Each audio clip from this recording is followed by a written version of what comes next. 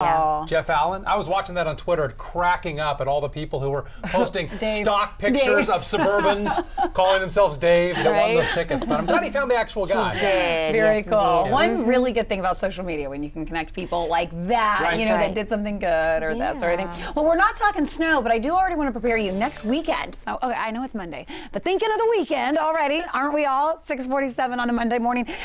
It's going to get really cold. We're actually going to be back down at or even below the freezing point come Sunday morning, Sunday, and into next Monday. Now, today we're starting off cold as well, 30s and 40s, even though we're all above the freezing point. 34 in Huntsville, 37 in Conroe, 40 degrees in Sugar Land, 40 in Pearland this morning, 42 in Galveston. So clear skies, cold temperatures this morning. We're still talking chilly conditions, but a beautiful afternoon today. So today still lots of that sunshine in place, so that's nice.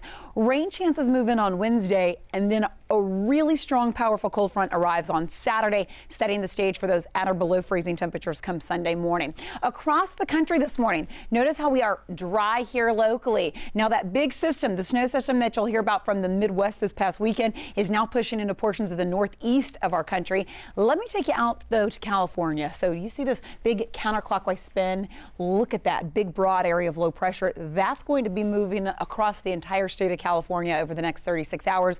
Rain, additional snow out west. That will continue to track from west to east, impact our weather on Wednesday. So dry today. You can see that on a satellite and radar picture here. Mostly dry for tomorrow. But as I take you with our future track into your Tuesday morning, again, mostly dry Tuesday with increasing cloud cover. It's Wednesday. Scattered showers across the area, but only looking at about 1/4 of an inch of rain. So the rain accumulations Wednesday will be pretty light. Thursday, about a 20% chance for a stray shower. But fast forward from Friday and mainly into your Saturday.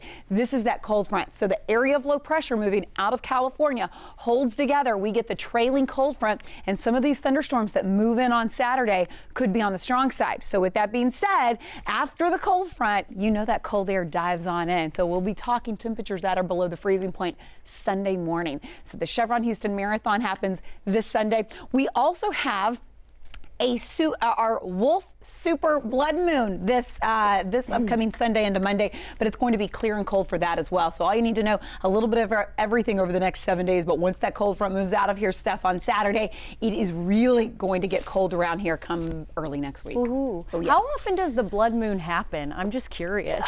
You know what? We need to Google that. It's a little weather question. Let's Google.